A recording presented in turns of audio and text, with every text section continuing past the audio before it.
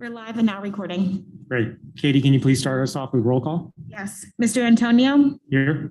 Mr. Badger? Here. Mr. Bleefeld? I'm here. Ms. Chiavacci? Here. Mr. Frank? Here. Mrs. Heyman? Here. Ms. Karianakis?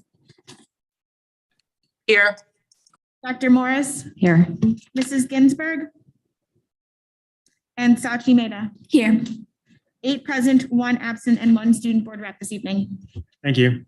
Please stand for the Pledge of Allegiance. I pledge allegiance to the flag of the United States of America, to the republic for which it stands, one nation, under God, indivisible, with liberty and justice for all.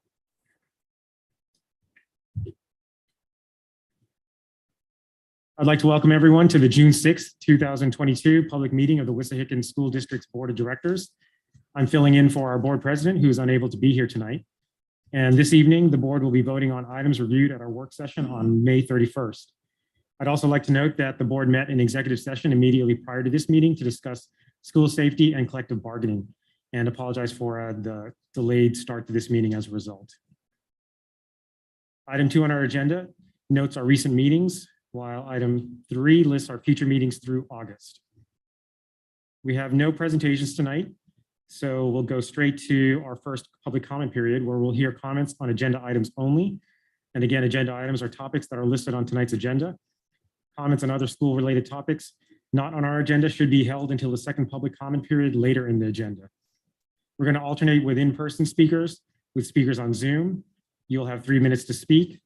And when you are called to speak, please be sure to state your name, municipality of residence, and topic. And please note that it is the board's practice not to engage in back and forth dialogue with speakers. We do have some in-person speakers registered, so I'll start off with Amy Hughes.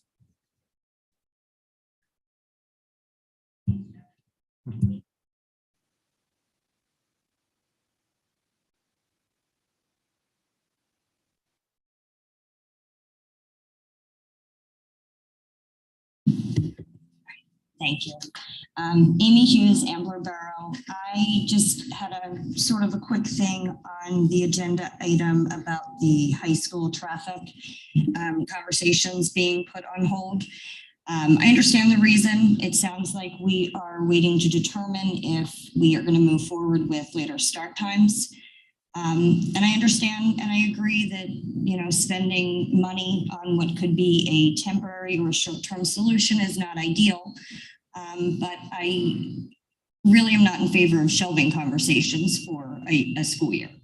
I think that there are plenty of things that the district can do that would not result in spending a ton of efforts or money.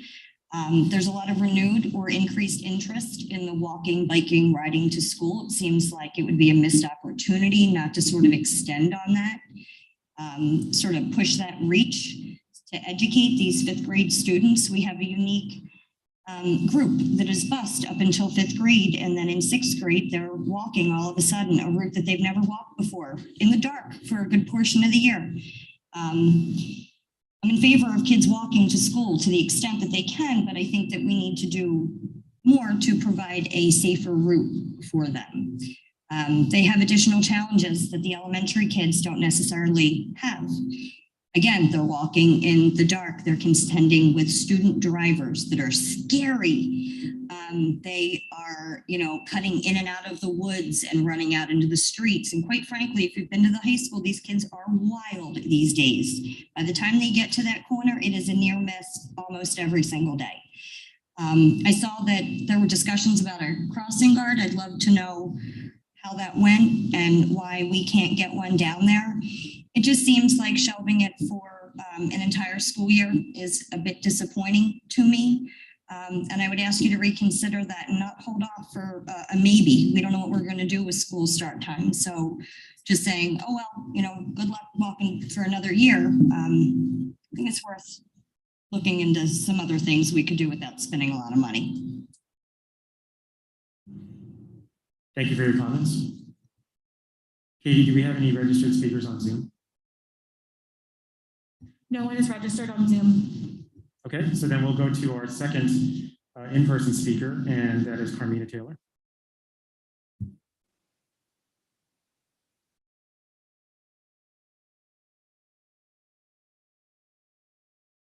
Good evening. I just have two questions. I'm going to try to speak slowly so we can make sure it gets recorded. Question number one, where in the budget is the psychiatric service paid for as it's related to the curriculum and technology line item 14B6? Wait, where is that? Where is that paid for in the budget? And then the second question, I noticed in the appointments or hiring of elementary teachers, there were some that said to be determined. So my second question is, how are the elementary teachers determined to be assigned to what school? Thank you. Thank you. Katie, anyone on Zoom? None. Okay, and no other registered speakers in person. So that ends the first public comment period. Thank you. We're going to move on now to the board president report. And for the board president's report, there are no informational items, but we do have a long list of action items, which we reviewed last week. Items 6B1 through 6 pertain to adoption of the budget for next fiscal year, while items 6B7 through 14 are related to the management and execution of that budget. Finally, item 15 is the appointment of new student board reps for next year. The names for 16B15 were blank last week, but they've now been filled in with the names Gavin Lewis Richmond and Blake Zimmerman, both of whom will be juniors next year and serve 2-year terms as our student board reps. I think most of the board had the opportunity to interview both Gavin and Blake last week, and they are lovely and talented and impressive individuals who we're looking forward, at least I am, I'm sure my colleagues as well, to having them join us at the board table. Any questions regarding any of the action items under the board president report? Okay, so what I'm going to do is actually split these into 2 votes. So first we'll be voting as a block for 16B1 through 16B14. And then we'll take as a separate vote 16B15. So first off, can I have a motion to approve action items? I'm sorry, not 16. A motion to approve action items 6B1 through 14. So moved. Second. Okay, the motion has been moved and seconded. Any final questions or comments? I have a question. Sure. So the final budget is just including like what we had previously talked about. I do have a little bit of a sticking point with the crossing guard issue, but I don't think those were included, correct? Correct. Okay. Any other questions? Katie, can you take a roll call vote on 6B1 through 14? Yes. Mr. Antonio, Yes. Mr. Badger, Yes. Mr. Bleefeld, Yes. Ms. Kiavachi, No.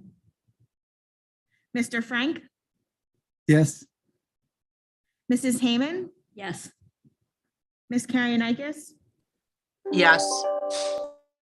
Dr. Morris, No. Mrs. Ginsburg. 6 yes and 2 no, and 1 is not here. Okay, the motion passes. So next up, I'd like a motion to approve action item 6B15. Can I have a motion? Second. All right, the motion has been moved and seconded. Any questions, comments, or discussion? I also just wanted to echo your sentiments, Joe, that these two, and as well as Gabe, who we interviewed, were just fantastic. And I'm really excited for them to join us. Okay, all those in favor say aye. Aye. Aye. Any opposed? The motion passes. And congratulations to Gavin and Blake. All right, moving on now to the superintendent report. Jim, I have no report tonight. thank you. Assistant superintendent report, Wenyewe. There's no report this evening. Thank you. Okay, board solicitor report, Jeff. No report this evening. All right, well, rolling on to board secretary report, Wade. Thank you. There is no informational item, and the action item, there are no changes. So we're requesting approval of action items 10B1 through 7. So move. Second. The motion has been moved and seconded. Any comments or questions? All those in favor say aye. Aye. Any opposed? Motion passes. Thank you. Wade, Board Treasurer Report, please. Thank you very much. No informational item. And again, the action item did not change from last week. It is the requesting of the acceptance and minuting of the treasurer's report for April 30th, 2022 per document 11-1. So the request is approval of action item 11B1. Can I have a motion? So move. Second. The motion has been moved and seconded. Any questions? All those in favor say aye. Aye. Aye. Any opposed? Motion passes. Thank you. Next up is the Director of Human Resources Report, Danielle. Hi, good evening, everyone. For tonight's HR report, there are no informational items. Changes from the work session last week are represented in bold on the agenda and can be found in document 12B1 and 12B6. These include additional appointments, resignations, extracurricular changes, and ESY and summer appointments. This evening, I'm seeking approval for action items 12B1 through 12B8, please. So moved. Second. The motion has been moved and seconded. Any questions or comments? All those in favor say aye. Aye. Any opposed? Motion passes. All right, next up is the Communications Report. Zeffie? Good evening.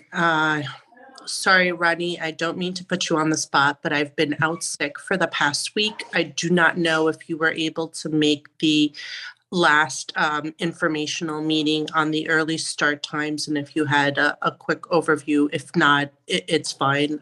We can skip it, but otherwise I have nothing else to report. Roddy? I did attend the meeting. Not too much to report. Okay. Nothing else. Okay, thank you. Curriculum and Technology Committee Report. Whenever do you want to take this since Ronnie was absent at last meeting? Thank you. We have no informational items this evening, and the action items were reviewed at our board meeting last week. There actually is one change noted in bold for action item 14B10, which is a reduction of 5 cents to the amount for that item noted in document 14-9. So this evening, we're seeking a motion for approval of action items 14B1 through 14B12. I'll make that motion. Second. All right, the motion has been moved and seconded. Any questions, comments? I appreciate the accuracy on item 14B10. All those in favor say aye. Aye. Aye. Any opposed? Motion passes. All right, next up is the Facilities and Transportation Committee report. We have no informational items, but a long list of action items, which we reviewed last week. Items 15B3, 4, 5, and 6 are all specifically about a potential project to renovate and expand Bluebell Elementary. I'm going to split these out as a separate vote, but first off, I'm going to conduct a vote on items 15B1 and 2, as well as 15B7 through 11. So can I have a motion to approve items 15B1, 2, and B7 through 11? So moved. Second. The motion has been moved and seconded. Any questions or comments on those items? All those in favor say aye. Aye. Aye. Any opposed? Motion passes. Okay, now items 15B3 through 6. Again, these pertain specifically to potential construction at Bluebell Elementary to deal with projected overcapacity. We talked about these a bit last week, and it's sort of the first step to do more detailed design for a potential large project to actually do the construction. It does not commit us to doing a large-scale construction project at Bluebell Elementary, but nevertheless, in total, it represents, I believe, Wade, in the neighborhood of like close to $2 million to do some of this upfront more architectural detailed design. And for me personally, because I don't feel that we have fully vetted the option of redistricting as a solution to the projected overcrowding at Bluebell, and my concern is that by starting down this path, we may feel I don't know, a sense of obligation to follow through, even though it does not actually commit us, but momentum could build behind it, and it could be sort of a runaway train that'll be hard to stop down the road, and it may make us less motivated to explore a less costly solution of redistricting. I personally am going to vote no on these items, and that's why I'm splitting them out as a separate vote. So with that said, and we can have more comments, but can I first have a motion to approve items 15B3 through 6? So moved. Second. The motion has been moved and seconded. Any questions, comments? Joe, I share your concern because I am a thrifty person, or I like to consider myself that. But I struggle with this a lot because all the, albeit limited comments I've gotten about Bluebell have mostly been in favor of doing something to that school in terms of bringing it up to more modern standards, making sure we have the room for students and not compromising our smaller class sizes at that elementary school. And also just a general sense of, I think redistricting is hard, especially in a time when our students have been through so much change and like disheveling and I don't know, basically a non-consistency. And so that brings me concern. So I guess for me, I don't know. I wish I had more community feedback. I wish people emailed me about Bluebell as much as they did about masks. That would be great, but that doesn't happen. So here I am trying to make a decision about this. I don't know. Yeah, this is Zeffie. I struggle with this decision as well. I feel like $2 million to just for the next phase, and that doesn't even assure us as to where we're going with the next phase, doesn't sit very well with me. And, you know, I do think that there are probably some creative things that we can think through that, you know, it just hasn't been very much considered. So I'm struggling with this as well.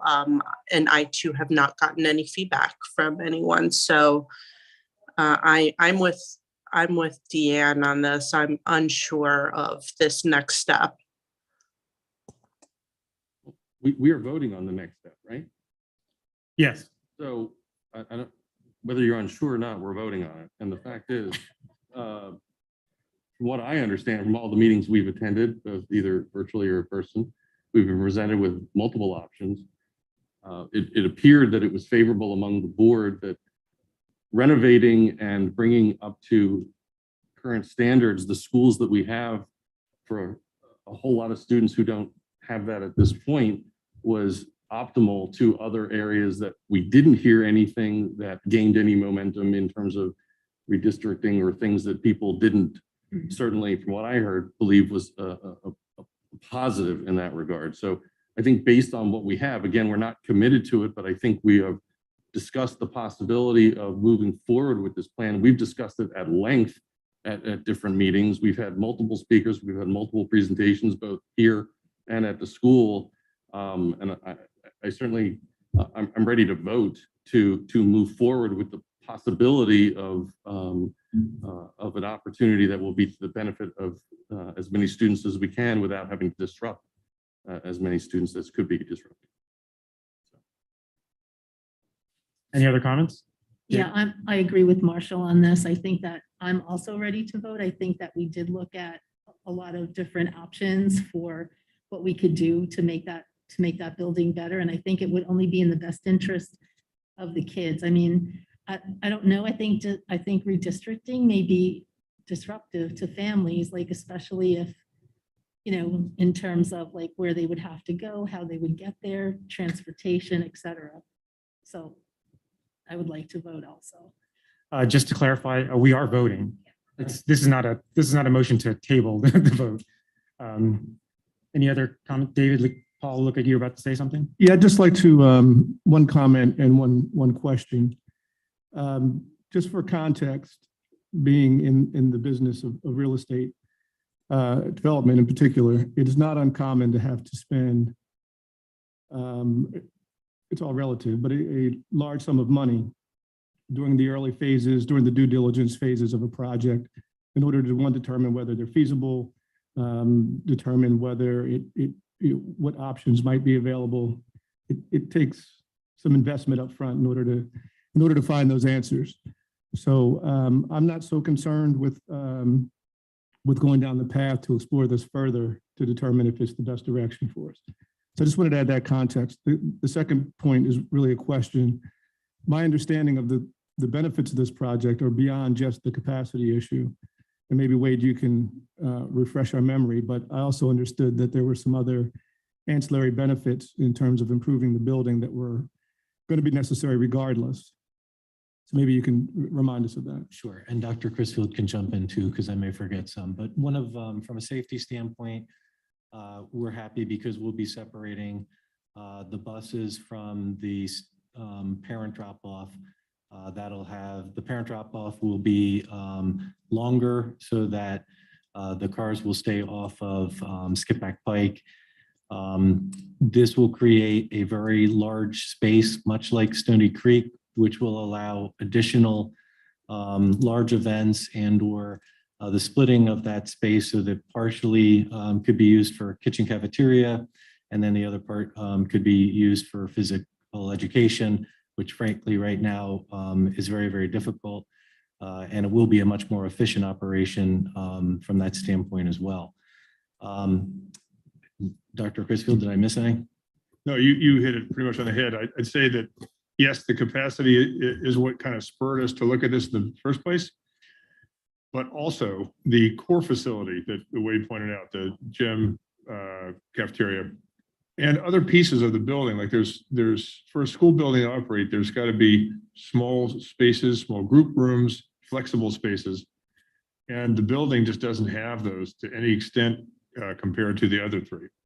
So it is, I wouldn't call it a matter of equity for the four, but I would say that building's core facilities, and I don't know that it would have been done anyway. I think you said, I can't remember the phrase you used, Paul, but it should be done anyway. I don't know, we didn't have a plan to just do them on a standalone basis.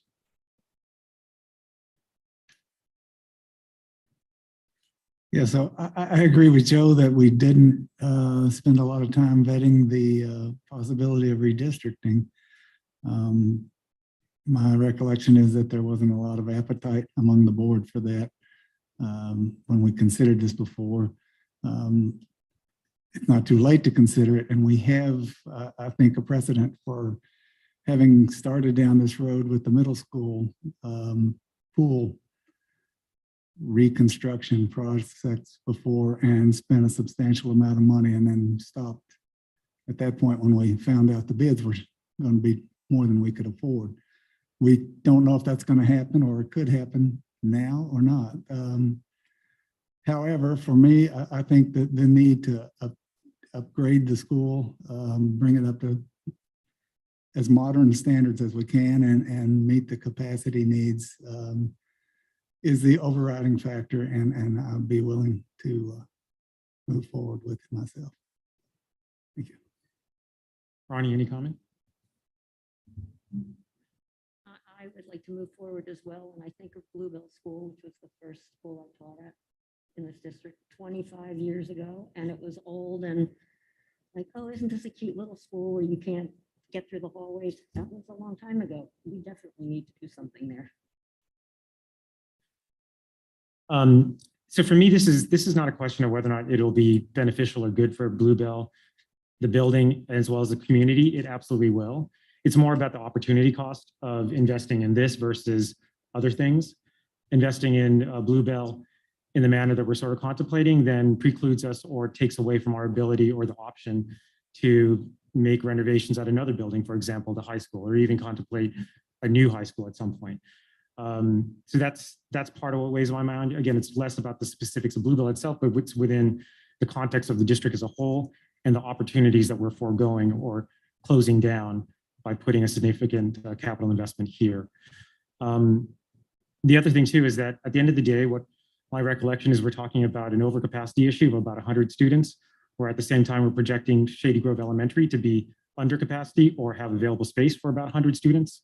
So yes, it would be disruptive to potentially the families that would have to be relocated if we change the catchment area of both schools. But it's about 100, would probably be about 100 students. And the costs, I believe, to the district would be minimal. And it's all, so it's another option that I feel like we haven't fully dug into or vetted, partly because I think of the, rightfully so, excitement around potentially upgrading Bluebell. So that's kind of where I'm coming from. Any other additional questions or comments about 15B 3 through 6? Yeah, Jim, could you remind us of the discussion that we had off the top of your head about redistricting? How much detail we've delved into that? Yeah, sure. We did take a look at the population maps and carved out one slice of the Bluebell catchment area to go to Stony Creek and one slice to go to Shady. And that would have brought the projected enrollment at Bluebell down to the point where the current building's capacity could handle it. And then we would have been injected, maybe I would say roughly 1/3 of those, I think it's more like a 150, maybe 120, 40 to Stony-ish, and then 80 or so to Shady. And there was a sense, I thought there was a sense that no one wanted to disrupt, to carve out the two sections of Bluebell to go to different schools at this time. And if we vote tonight not to pass this, does that preclude bringing it back? And if we essentially voted to pause? Yeah, I mean, it could be a pause, it could be a cancel. Remember that the time frame for this is extended. Like, this is a tricky project. This is just still hashing out the viability of it, as Paul said, doing the due diligence phase on it. If we paused it, it would be just that much longer before the Bluebell core and the capacity. We could theoretically pause it and do the redistricting, but then it would take a long time before the Bluebell's core gets addressed, which I think it should. I have one more follow-up question. Do we need to invest the $2 million to do the due diligence? Could we perhaps look at this phase of the project in 2 steps, maybe, or whatever, how many steps are necessary before, like, $2 million is a pretty sizable amount. And I guess what worries me is we make this investment and then we find out down the road that this project is either, we have engineering issues, or we have, I don't know, whatever the issue may be, and it becomes prohibitive for us to complete the project. So my bottom line question is there potentially a phased approach that we could take before we commit $2 million to this for the due diligence? And I know that may not be an answer that we could get to today, but I guess I'm very stuck on the 2 million and what, the potential of not being able to move forward. If it's okay, I think I can answer some of that. So the answer is yes and no. So then the number probably isn't $2 million. The number is probably $1.5 million. And we can put in a couple of checkpoints, but in truth, the reason that I think the reason I didn't disagree with the 2 million is because truthfully $1.5 million isn't that much different than $2 million. And even though there are some checkpoints, the biggest individual checkpoint probably isn't going to be the engineering, it's going to be the bid day. And the way architect fees work, they standard contract is generally they're going to earn about 75 to 80% of their fee in the details of developing the project and all of the infrastructure supporting the bid, it's where almost all of their time is. The architect contract itself is 6.5% of construction. And if construction is generally, say it isn't going to probably be this high, but say it's $20 million, that's $1.3 million. And we would be committing 80% of that. Then separately, there's going to be site work, which you'll see in some of these other approvals, which is probably about $250,000. And then there's a small amount of other, but generally $1.5 million. And yes, we can do some checkpoints along the way, and we could bring back designs to the board and say, hey, this is exactly how it's going to be developed. But most of the real decision that the board is probably going to want is before they commit to the 20-some million dollars, and we're not going to know that until probably about $1.5 million-ish has been earned by our various professionals. Does that help, Zeffie? Yes. Okay, well, we had a lot of questions and discussion on these action items. Are we ready for a vote? Unless there's any final questions or comments? Katie, can you do a roll call vote, please? Yes. Mr. Antonio? No. Mr. Badger? Yes. Mr. Bleefeld? Yes. Ms. Kiavachi? Yes. Mr. Frank? Yes. Mrs. Hayman? Yes. Ms. Karianakis? No. Dr. Morris? Yes. And Mrs. Ginsburg is absent. 6 yes and 2 no, and 1 is absent. Okay, Motion passes. motion passes. Thank you. All right, next up is the Finance Committee report. David? Thank you, Joe. We have no new informational items. There are no new action items or no changes from last week. So we'll be asking for a motion to approve action item 16B1 through 9. Please. So moved. The motion has been moved and seconded. Any questions or comments? All those in favor say aye. Aye. Any opposed? Motion passes. All right, Policy Committee report. Marshall? Thank you. I have no informational items this evening. There are 8 action items. There are no changes from the last discussion. This is the approval of the second and final reading for those policy provisions under 17B1 through 8. They've been discussed and reviewed multiple occasions, and so I'm looking for approval of action items B1 through 8. So moved. The motion has been moved and seconded. Any questions or comments? All those in favor say aye. Aye. Aye. Any opposed? The motion passes. Next up is the Racial Equity Oversight Committee report. Paul? There are no items for tonight. Okay, and then moving on to the report of board representatives. Most of these we discussed last week. Any updates since last week on any of these? Yeah, I was just going to give a quick report, if that's okay, Joe. Sure, please. What was talked about at the meeting of Pennsylvania School Board Association was the fair funding trial. And it was just highlighting, basically, a couple of districts in Pennsylvania came to the state to basically say that the funding was not in line with what was guaranteed in the PA state constitution. And PA is more reliant on local property taxes to fund schools than all but 6 other states. We only get about 30, I think it's like 38% of our funding from 35% of our funding from the state, and other states get much more from their state. We are last in the nation for kids in low poverty districts and funding them. And there was just some really stunning examples of what happens in Pottstown School District. They have no elementary school counselors. There's no foreign language classes in middle school. William Penn School District has no track, no art theater, few counselors, a lot of school districts have very inadequate, overcrowded buildings. So in Wissahickon, we're not going to be quite as affected by this because we are pretty well funded.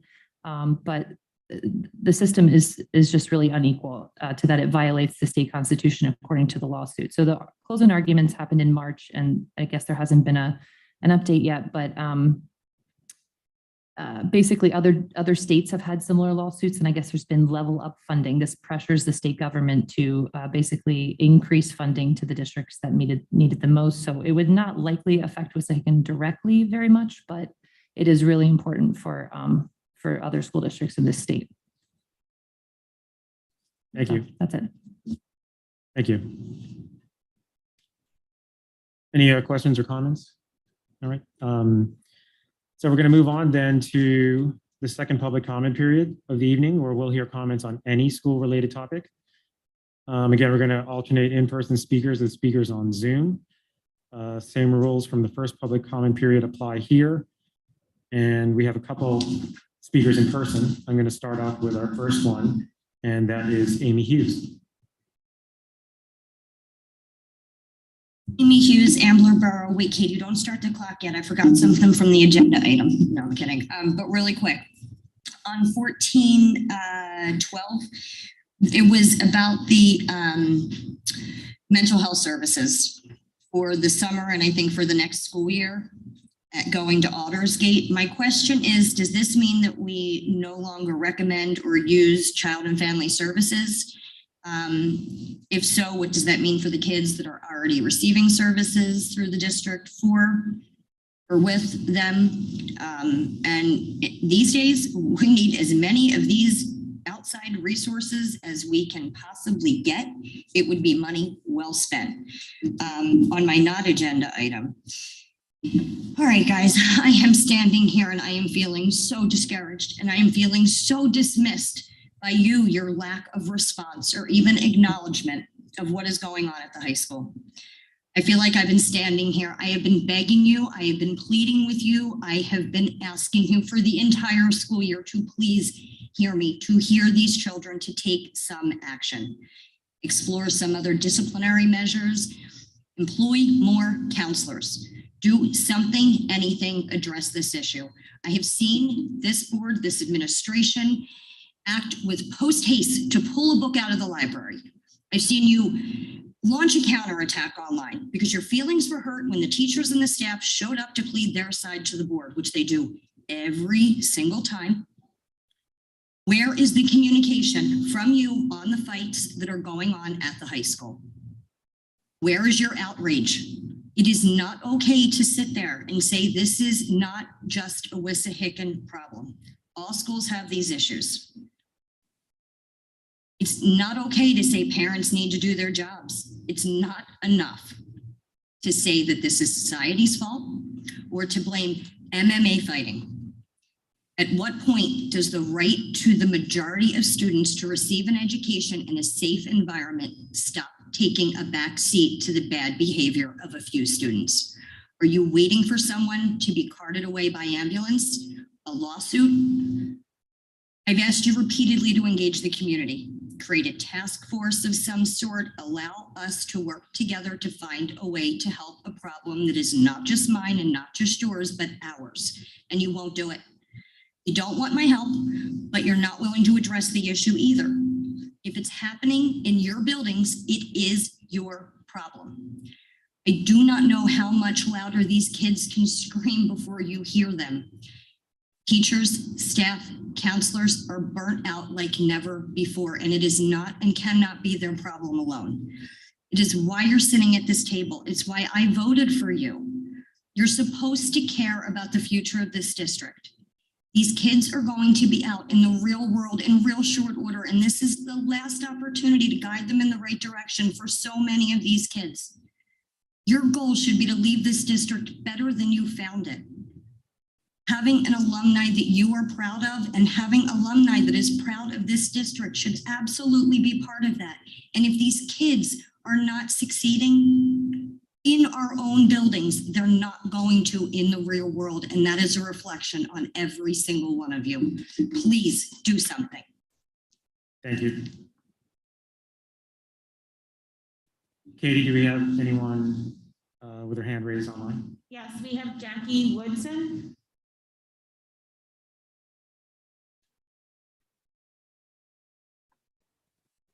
Hi, can you hear me? Yes, we can. Hi, everyone. My name is Jackie Woodson, and my son goes to first grade at Stony Creek Elementary School. My husband, Dave Woodson, is also here with me. First, we would like to thank each of you for everything you and the Wissahickon teachers, staff, and community do every day for our students. These past couple of years have not been easy and required navigating a lot of uncertainty. Thank you for your dedication. Second, many people in our community are extremely upset and angry about the recent violent events in our country. Heartbreaking tragedies, like the horrific incident at Robb Elementary School in Texas, have shaken the nation and our community to its core. These events affect everyone, and we all feel the pain and fear as parents, guardians, educators, and members of the community. It seems one of the best ways to keep students and staff safe is to have a solid defense and harden our schools. In the event of an incident, the time between the start of the incident and when law enforcement can get on site and stop an intruder is critical. Instead of having that time gap, we would like to propose revisiting the conversation of having trained full-time police officers in our schools ready to respond immediately. We know this option costs money, but the most important thing should always be everyone's safety and providing an environment where the community can feel safe at school.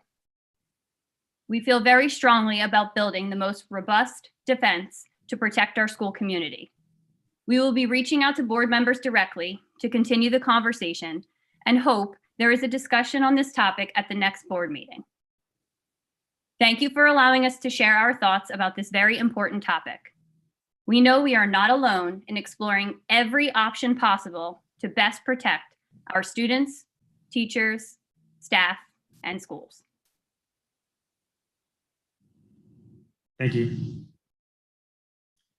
Our next speaker is in person, and it is Carmina Taylor.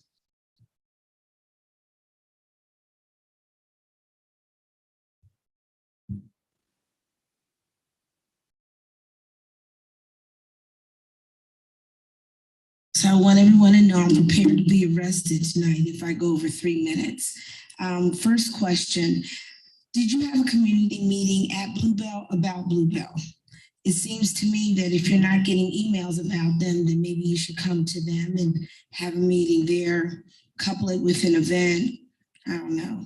On the heels of what Amy said, I have received the videos of all the fights. And the videos that are on the forum page on Facebook are of Black children. And I just get so frustrated because the superintendent still keeps ignoring that Black alumni are significant for Black students. And I reached out to Lynn Blair and asked her to accept our help.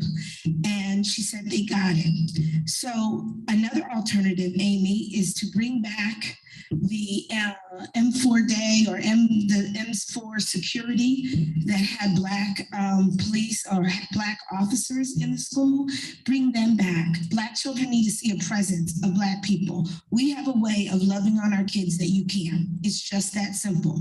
And to keep ignoring that Black alumni, particularly from Wissahickon, are not relevant to help the current Black children, it's just absurd to me. I heard last time that someone said, or the superintendent said that he was going to reach out to recent alums. They don't have lived experiences. And someone casually said to me, well, he's doing recent alums, Carmina, because he doesn't want you and other people that are in your age bracket to be there. So I just want to point that out, that you have to include Black alumni for the Black students. It's just that simple. Deanne, what I wanted to explain about the Black Hall of Fame and, does the board make the decision? Yes, you do make the decision. You work, the superintendent works for you. You guys work for the community. The bottom line is in 2016, this administration made a decision to change the nature of how the Hall of Fame traditionally was dispersed. We had 2 Hall of Fames, one that really focused on athletics while you were in high school, lifetime achievements. When they merged them together, that eliminated anyone that had records during their time at Wissahickon to be inducted into the Hall of Fame. What that did is it mitigated, it took away all the Black athletes from Penland and Ambler to be inducted into the Hall of Fame. So again, for the 6th year, I'm asking the board to consider making the Black Alumni Hall of Fame part of the other Hall of Fame. Another note is that the district asked WeOff to purchase a digital $10,000 board to eliminate the cost of having frames or plaques. Now that it's digital, there should be no constraints. This honors and rights the wrongs of other things, of not honoring the Black alumni and the Black athletes as they should. Last question. There was chatter over the weekend about whether or not the superintendent, whether the district pays for the superintendent's membership at the Philadelphia Cricket Club. Can we get an answer on that? And is that part of reimbursable expenses in this contract? Thank you. Thank you. Katie, any other speakers online? Okay, seeing no additional speakers, we'll close the second public comment period, and we'll move on to board comments. Any comments from my fellow board members?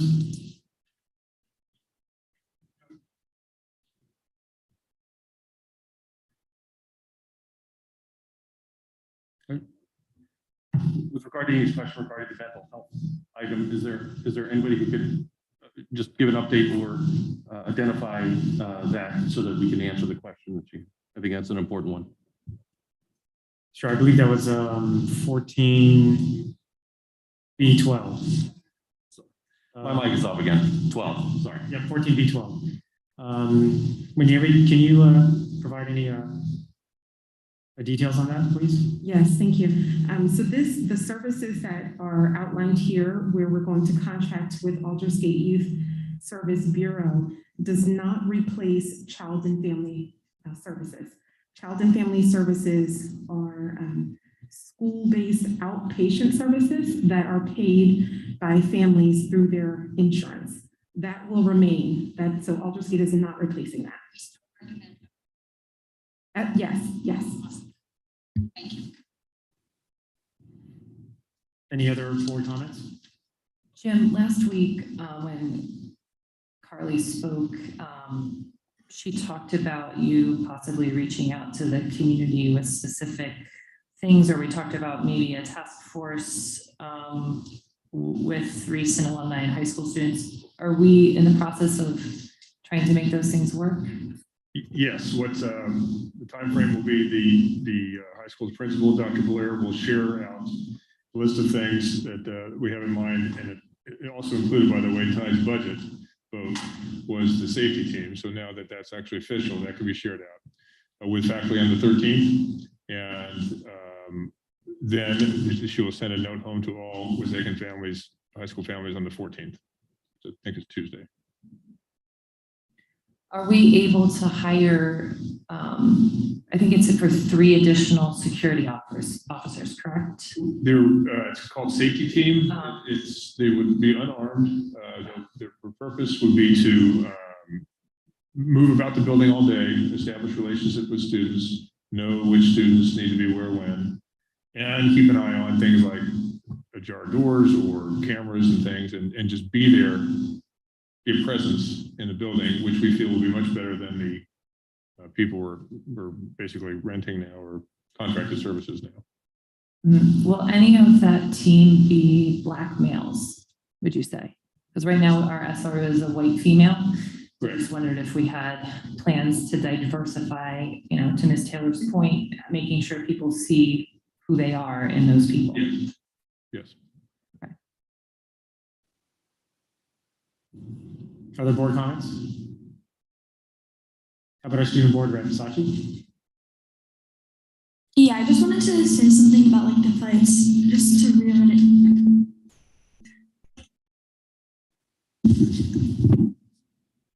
to reiterate what Carly said last time.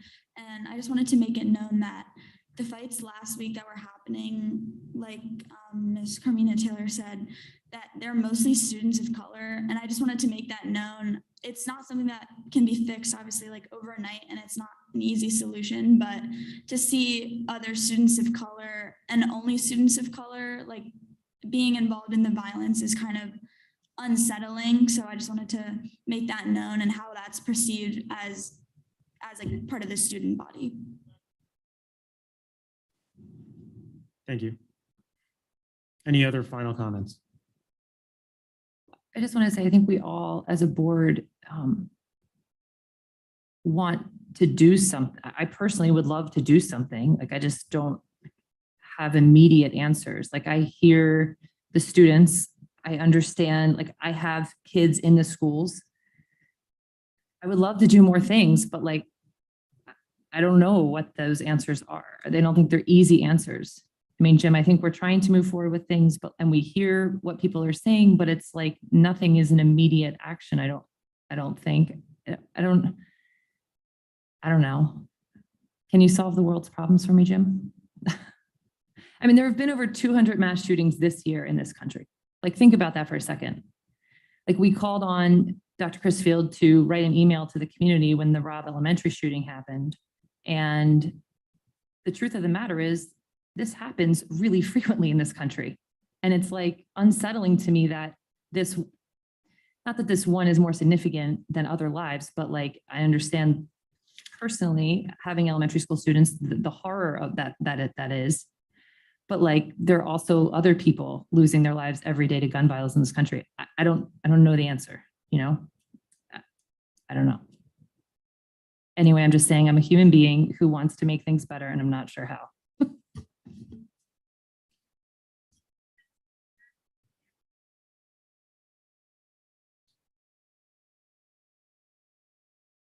Marshall, were you about to say something? No, I was just going to echo microphone? what, it's on. Oh, it is. Sorry. I was just going to echo what our student board rep said for a second week in a row. And it isn't falling on deaf ears, because we hear it and understand that, to the point that we're going to be raising that issue to meet with our students, to talk with our students, whether in one-on-one or group settings, so that the board can see firsthand how you all feel, how we can potentially talk about finding solutions, which aren't going to come overnight, obviously, or what any particular way necessarily, without finding out how you all are feeling. And I think certainly I've expressed that among the board. They know that, and other board members as well, is maybe there's a disconnect between our student body and our board, understanding that we're here for you and not necessarily everybody else. That first and foremost, we're here for you and all of the students. So we are going to suggest that. I think we're going to come up with a plan to specifically sit down and have opportunities to speak with all of you and talk to your fellow school members to see if that's something they want to do, but it's something that we think is important to try and understand where you're all coming from, so that we can talk about how we can not necessarily fix it. I don't like the word fix it, because that's not what we're going to do, but we're going to try and come up with solutions to help people maybe work through whatever they're feeling and work through issues to find solutions that work with everybody, to make sure they all feel a sense of belonging. And maybe that's part of it, that there's a sense of, I'm not belonging here. I don't feel like I'm part of our community. And maybe if we engage personally, we can start to talk about how important everybody is, regardless of who they are, what they are, where they came from, or where they may go, but ensure that everybody's uniqueness is seen and heard, and that we come up with a way to make sure everybody has a chance to be heard and nobody is marginalized and felt like they can't talk about it, at least with us, because we are the ones that you should be talking to about. So we're going to continue to discuss that and come up with a solution to talk through that with all of you.